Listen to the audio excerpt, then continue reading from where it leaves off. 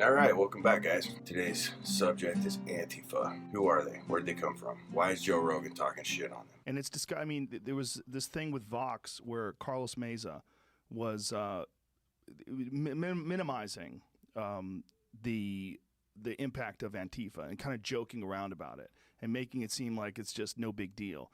And he got really upset because Steven Crowder was making fun of the fact that he's gay and the fact that he talks with a lisp, and that Crowder mentioned that along with mocking his stance on Antifa. And then it became this gigantic thing that Steven Crowder is a gay basher. What didn't become a big deal is that this guy is minimizing violent fascists. And that's how I feel about this. When you're trying to enforce your own ideology on other people and you have no tolerance for anybody with a differing opinion, particularly journalists, that is fascism. It's so ironic to call yourself an anti-fascist when you're literally enforcing your own particular ideology to the point of violence, and you're wearing masks and you're running around hitting people and pretending that you're being inundated with Nazis and white supremacists and that this is all necessary. Like that old man that was just driving and they're directing traffic and forcing him to obey them. And then when he doesn't want to, they chase after him and assault him. It's fucking bananas. And the fact that this city has not stepped in and recognized that they have a real problem because this has got momentum behind it. And the people that are involved that are nonviolent, you got to speak up. They've got to speak up. If you're a person that really believes that there shouldn't be homophobia and there shouldn't be violence and there shouldn't be white supremacy, good for you. You probably got involved in this for all the right reasons. But if you don't recognize that someone like you yourself, who is a person of a different ethnicity, you're not a white person, you're Vietnamese, you're a gay man, and you got assaulted for no reason. You didn't do anything. I mean, it's almost like a test of where do your values truly lie. And if you think it's okay for a person like you to just get assaulted for no reason, you are the problem. You're the problem. Your mindset is the problem. It's not whether or not there should be white supremacy. Of course there shouldn't be. It's not whether or not there shouldn't be people be able to freely express themselves. Of course there should be. That is not what the issue is. What the issue is group mob mentality. When you get people together and you let them wear masks and you tell them that they're fighting against some evil, and then they feel justified in hitting a person like you. It is really sickening. And there's this diffusion of responsibility thing that happens when one person hits you and everybody feels like it's okay to hit you. It's a mob mentality thing, and it is extremely common with human beings. I've been in mob situations. It's terrifying because you feel it in the air. You feel the chaos in the air when you're in some sort of a large-scale brawl type situation. Like anything can happen. People just run up on people and start punching them. It's not like two people alone in like an open area where they can talk and work things out. No, it's chaos, and there's some weird animal activity. There's some weird animal instinct aspect to it that is very unique to humans. And when you see something like this and see a guy like you just getting peppered with milkshakes and punched in the head, and it's fucking disturbing. And for these people to dismiss that and not stand out, not stand up and say, hey, this is not what we're supposed to be about. This is not what I signed up for. They become a part of the problem. I'm sure there's people listening to this that are upset at this because maybe you support Antifa. You support their ideology. Think about what you actually support. Think about what this is really all about. What you shouldn't be supporting is people wearing masks, running around fucking hitting people. You ain't changing shit with that. All you're going to do is call for more people with masks from the other side. If people feel like right-wing people are being attacked, and I don't think you're even right-wing, are you? I mean, what would if you had a gun to your head or a mace to your face, would you say you're a centrist? What would you say? I think it's fair to describe me as center-right. Center-right, okay. Which is fine. It should be okay. I mean, we should be allowed to have disagreements of ideologies and of political persuasions, political leanings. But it's twisted. And it's twisted the way it's being depicted in the media. It's very strange how it's being dismissed. It's very strange. And that there's really people in 2019 debating whether or not it's okay to assault journalists. It's fucking madness.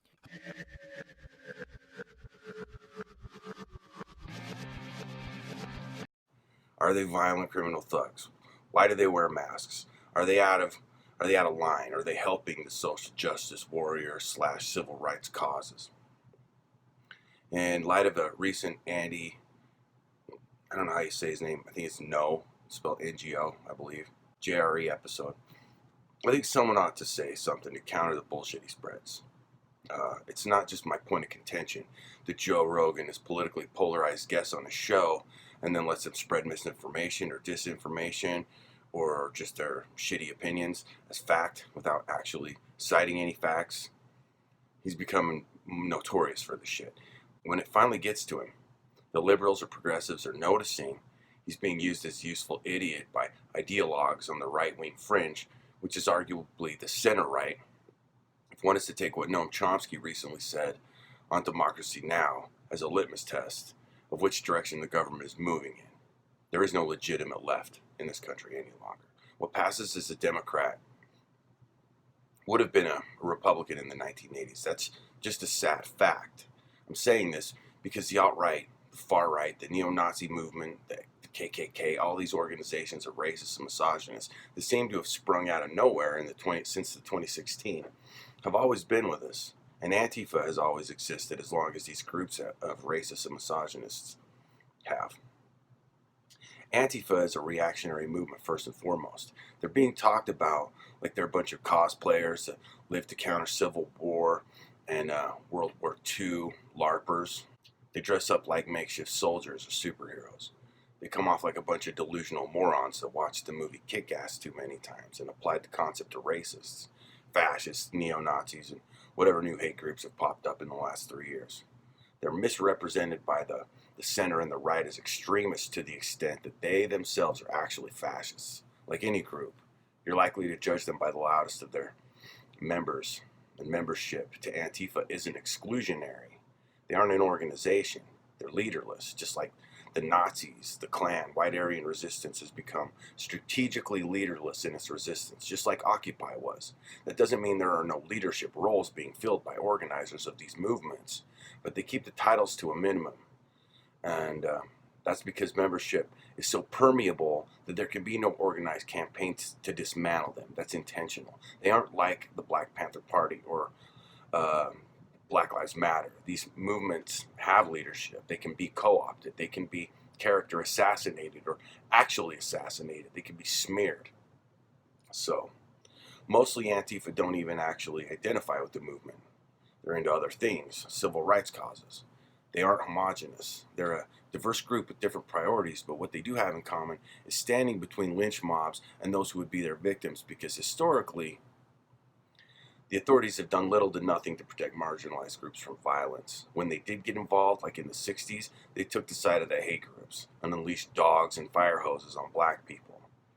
Conservatives don't understand what they're seeing, and they can't speak truthfully about what they think they're witnessing because they have no real grasp of what the struggle to achieve basic civil rights in this country has looked like for the marginalized classes. Had a number of the courageous students of all colors at the University of Virginia who were protesting against the neo-fascists themselves. The neo-fascists had their own ammunition, and this is very important to keep in mind because the police, for the most part, pulled back.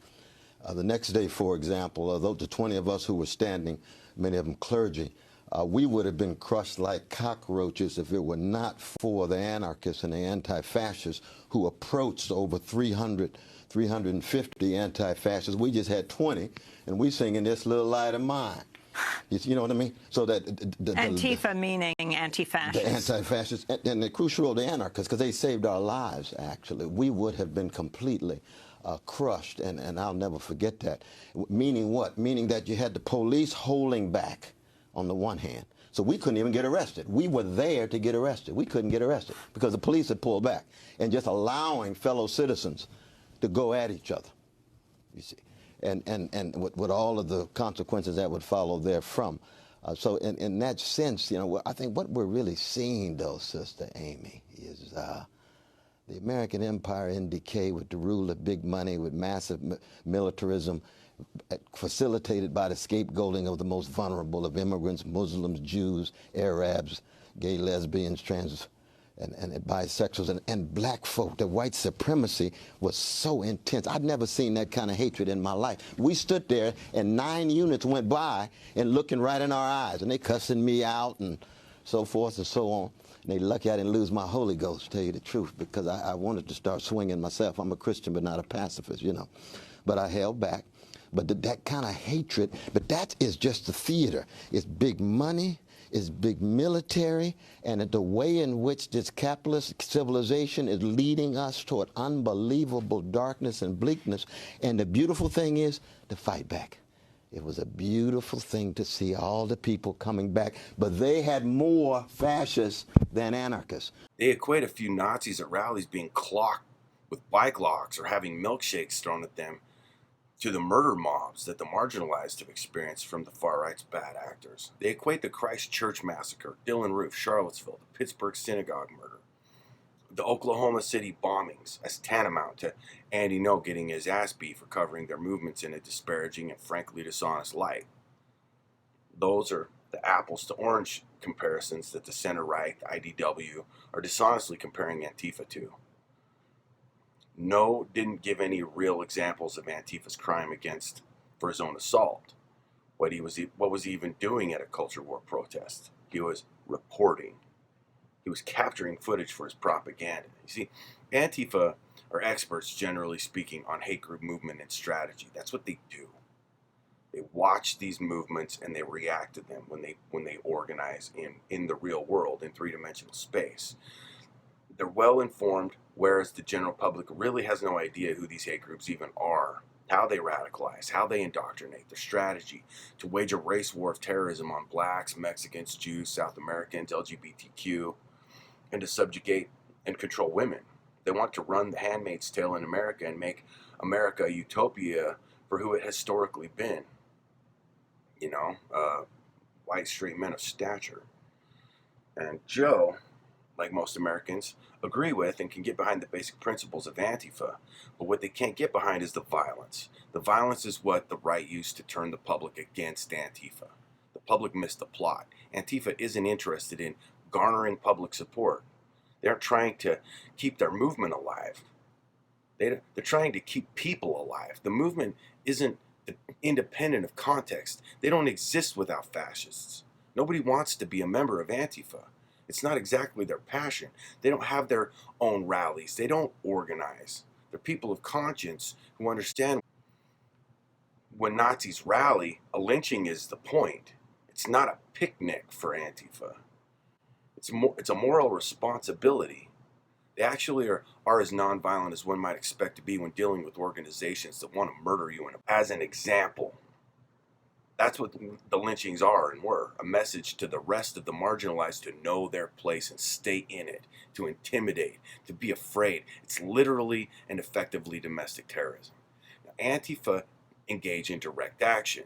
That's the epitome of accepting responsibility, You know, they're called snowflakes, a term meant to imply they're fragile, delicate. What Antifa is doing is the antithesis of snowflakery. They're engaging in direct action. You saw Charlottesville, the police stood down. You saw Berkeley, the police stood down. You see, the police aren't here to protect and serve the people any longer. They're here to protect the establishment. They're here to protect the property of, or the interests of the corporations that pull the levers of power, the purse strings of government. They're here to control, not to protect. Antifa are doing the work the society refuses to do. They do what needs to be done, but what most people aren't willing to do. Violently resisting violence. They're doing what the police refused to do in Charlottesville. They're doing what the Freedom Riders did in the 1960s.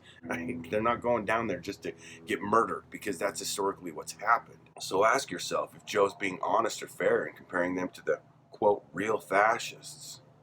You know, most of you aren't a target for the alt-right. Increasing numbers of you are. And unless you are a target, I don't really expect you to understand who Antifa are, but I do expect you to listen to and take the proper side in these issues. When you won't, some of Antifa, are going to identify you as an enemy by virtue of ignorance. Okay? Ignorance isn't innocence. If not for the banality of the good, there would be no evil. They aren't asking for your sympathy. They're telling you They're done waiting for this problem to be addressed by the apathetic. They're telling you to get on board or get out of the way because you might get run over. Most of the people I see criticizing Antifa are doing nothing to dispense with fascism. Joe Rogan.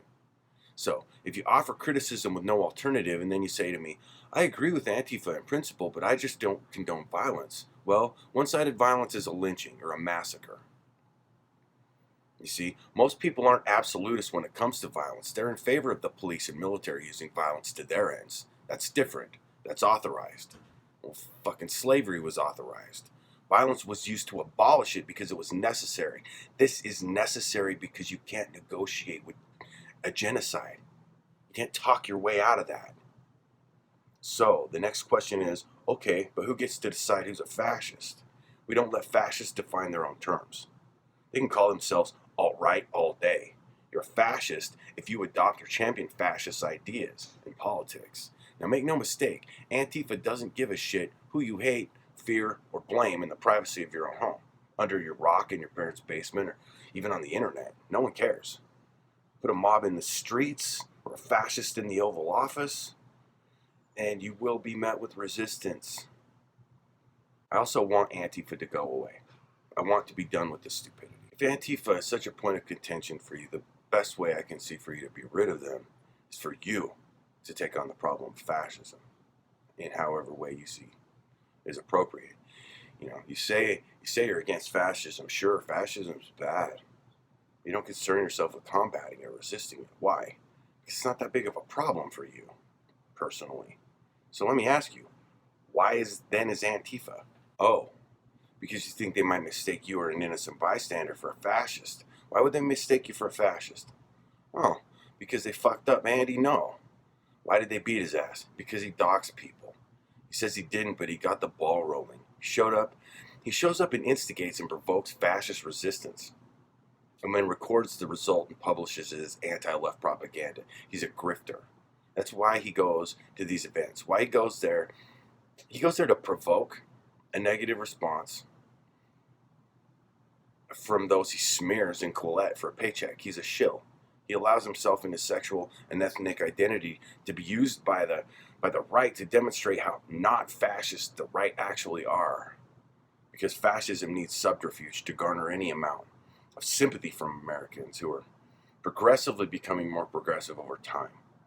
The right cannot use democracy to maintain power in government, so they lie, cheat, steal, wage propaganda campaigns, gerrymander, voters restrict, suppress against the folks in the streets who are actually willing to put life and limb on the line for truth, justice, the American way.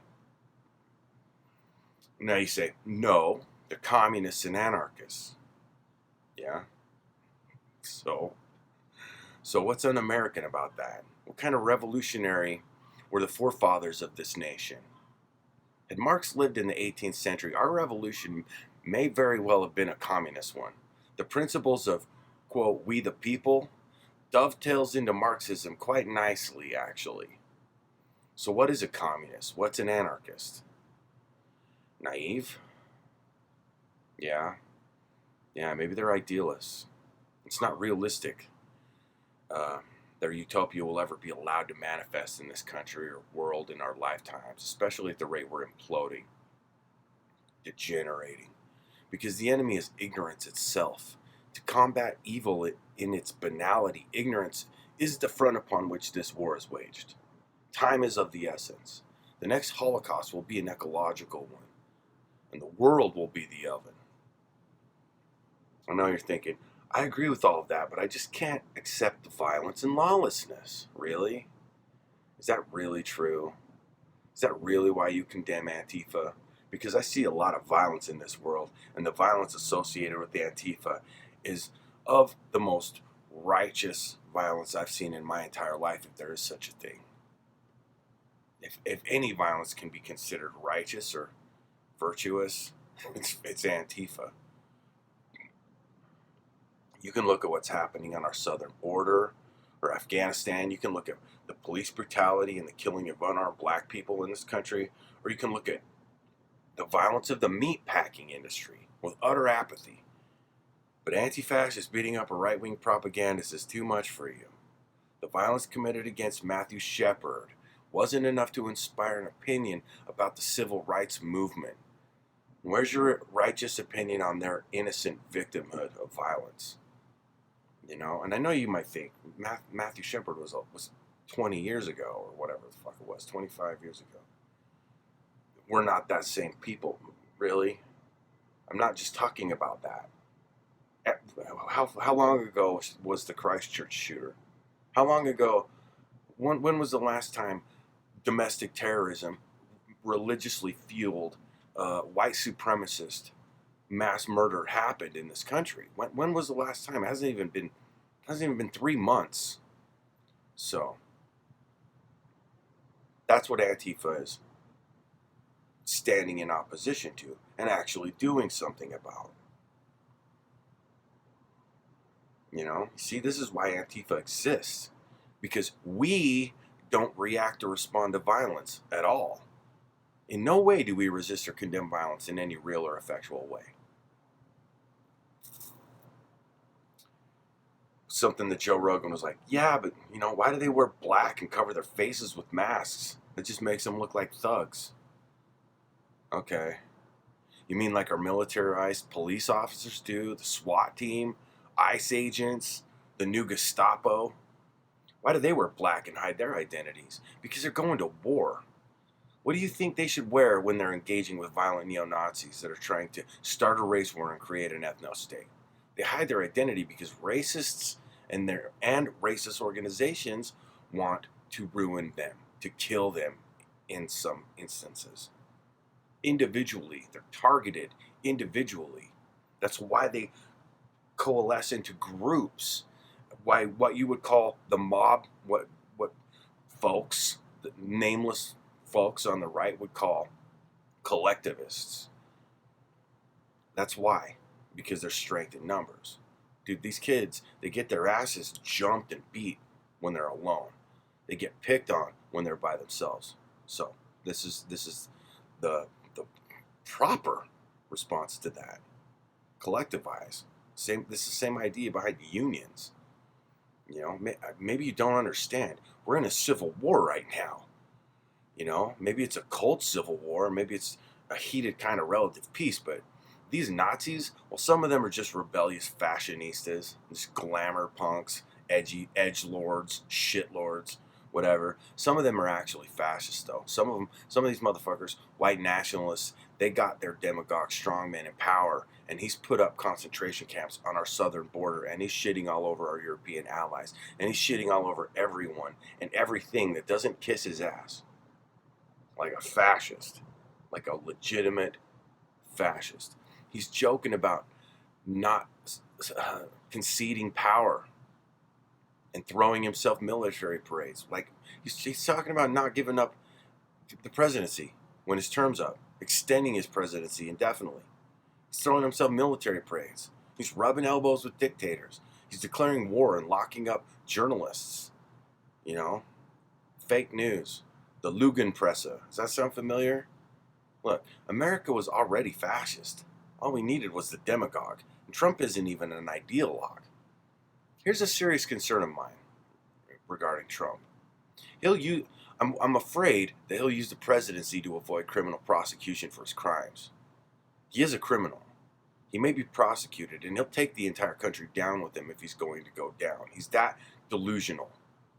He's that narcissistic, megalomaniacal. He's done irredeemable things, even to his own sycophant standards, and they're willing to accept a lot, you know, like Roy Moore. They're willing to turn a blind eye to that. Underage women. What's the difference between an underage woman and a little girl? 14-year-old. So today, on Semantics Unlimited, we're going to be talking about concentration camps. Next week, we're going to dismantle the euphemism regarding underage women and little girls. Clown world. Honk honk. By the way, Honkler, your conspiracy theories of right-wing persecution are bullshit. 3 Arrows just got their YouTube card pulled. Explain that. What's 3 Arrows? It's a YouTube channel named after anti-fascist graffiti in Weimar, Germany in the 1930s. You know, somebody fucking painted a swastika. Someone took chalk and put a slash down it from, you know, like the nose sort of symbol, but it's got 3 of them, and instead of just a line, they're arrows. It was adopted to be a symbol for anti-fascism, anti-Nazism. You know, Nazis, Proud Boys, basically your run-of-the-mill garbage men, and I say men specifically, in recent years have taken to FIFA. Now, you know why the American female soccer team is such a problematic subject for them. First of all, they're winning. A lot of them are gay, the feminists. They're representing an America that they despise. The one Libertas is an icon of. Libertas, the Statue of Liberty. So, who is Antifa? A lot of them are gay kids. Joe Rogan was talking about how they're really bad at violence. They don't know what they're doing. Believe me, Joe, they're aware of that. They've gotten their asses beaten by gangs of Nazis. They fight with them together because they get jumped by them when they're alone. And the shit was happening even when I was a kid. You know, I was on the wrong side of that line back then. They don't know how to fight because they aren't looking for a fight. They're looking to not be savaged by these pieces of shit. And their only strength is in their numbers and the public support. And the right, the center right, as if that even exists anymore, need the public to view them as equally despicable as the Nazis are. And Joe Rogan and JRE is a useful idiot in perpetuating that propaganda, that flat out lie. How many Nazis have murdered innocent people? How many Nazis have Antifa murdered? Dude, they act like punching a Nazi is the same thing as going into a fucking synagogue and unloading a 25-round magazine. It's not the same. You know, it's very important for Nazis to know that Antifa will not just meet their violence lying down. So they exact as little, they minimize violence as much as possible. Bike locks. They're not bringing guns. You know, they bring mace. They bring mace so so it doesn't have to get to that point. You know, the Nazis they're bringing fucking guns to unarmed people. Antifa doesn't just show up at a fucking synagogue or mosque. They don't show up at even a KKK rally. As long as it's private, you know, they're not.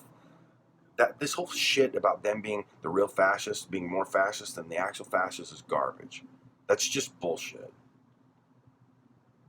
The mission of Antifa is to demolish fascism, but their second mission is to drive them back underground, into the bowels of the internet from which they came forth, you know, upon hearing the bugle trumpet as a sign of the times. In this age of misinformation, disinformation, illusion, delusion, the only thing that really matters is the truth of one's intentions. Fascism is an ideology informed primarily of fear. They're bullies. They cry victim when their agenda is thwarted.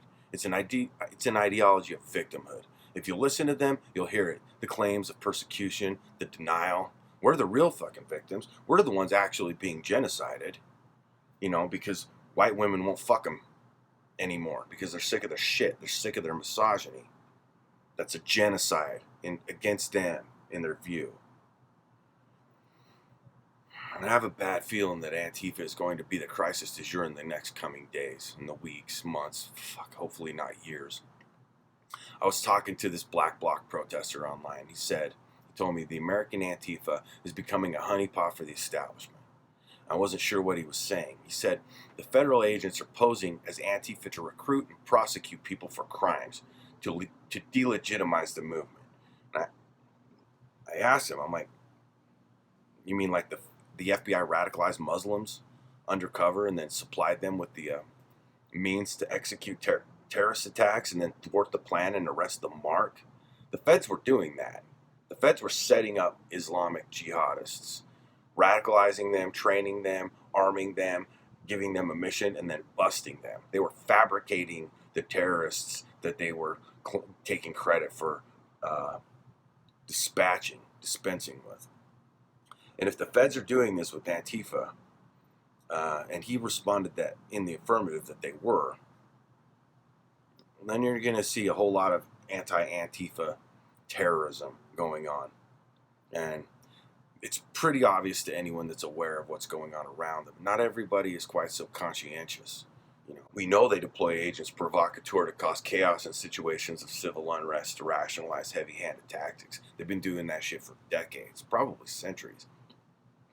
Bring in the riot police with the shields and the tanks of tear gas, the flashbangs, concussion grenades. They did that shit in Portland in 2016. They did it in Ferguson. They did it in Occupy in 2008. The worst front, though, from here forward, needs to be in the mind. It's a war of consciousness against fear and ignorance. I'm not Nostradamus. I don't have a crystal ball, but I can tell you causes and effects function. And I'm telling you, shit is going to get bad. Shit's already bad enough. It's bad. It's probably as bad as it's going to be or get for most of you. But it's going to descend into full-blown war for a lot of us. What we're seeing here now is who among us identify with humanity before our own personal convenience or luxury. When all was revealed, where were you? What did you do to fight fascism? What did you do to aid in its establishment, enablement? It's possible that fascism will exist as long as human beings do, because some of us will always feel or be made to feel inferior and stupid and cowardly and weaker than others, and will convince themselves that they're actually the superior ones to legitimize a hierarchy of authority, because that's kind of how it happened. That's kind of how it happens. It's possible and possibly probable, but the basic tenets of human dignity should never be disregarded or dismissed. And that's what Antifa stands for in opposition to fascism. We know where right-wing ideology leads us. We know where it leads. Gas chambers. It leads to genocide. It leads to Holocaust. Ecological or human. We need to resist fascism. And capitalism, to the degree it puts profit over people. Money isn't going to earn or spend itself, and it has no morality or humanity. It has no virtue or decency or consciousness. Money is the blood of the machine. The machine must be raged against, lest we become fuel for it, consumed by it, incorporated into it, chewed up and shit out by it. Fascism is a mental virus, like a cancer in the minds of fearful men. Coddling Nazis isn't the answer. That doesn't make them strong. What does? Re-education? I know, it sounds dark. It is dark. It's always darkest before the dawn, though. So what do I suggest you do? What can you do? The best thing for you to do is to inform yourself, fact check, be calm, check your emotions. Coming unhinged, like Kavanaugh, doesn't work well when you're dealing with the types of people that would condone de facto or overt fascism. In order for a lot of these chuds to acknowledge fascism as manifest, Trump's going to have to personally brag about it himself. It's not likely to happen. There are groups of Jews on our southern border right now, demanding that never again be taken seriously.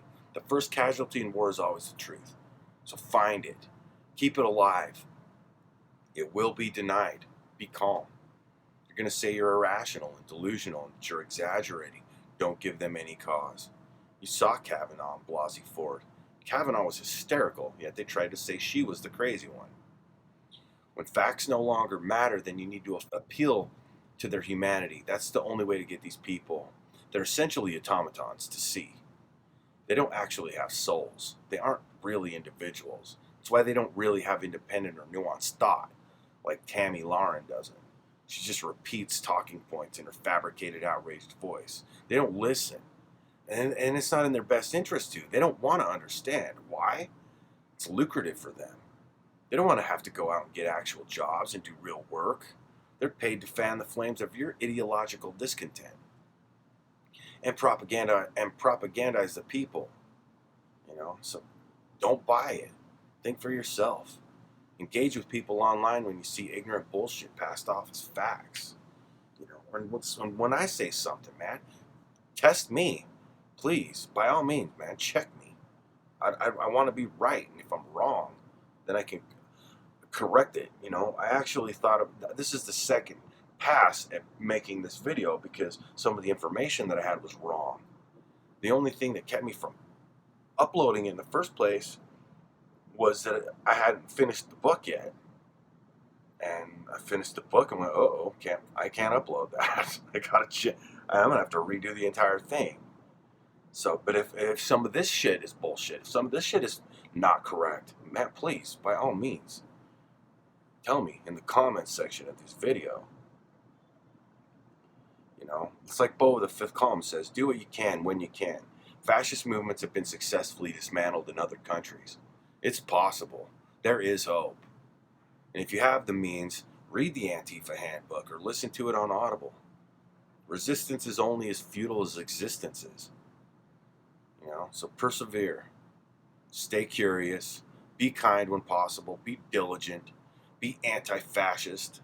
Be the Antifa you want to see in the world. I know I've probably missed some things here. Missed some points. Just keep your head on a swivel. Keep your eyes open. Keep your mind open. And together we can make a better world.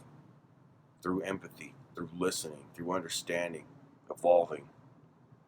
And no, man, I very much appreciate your love and support for this channel. I feel it, so thank you. And until next time, this is Chris signing off.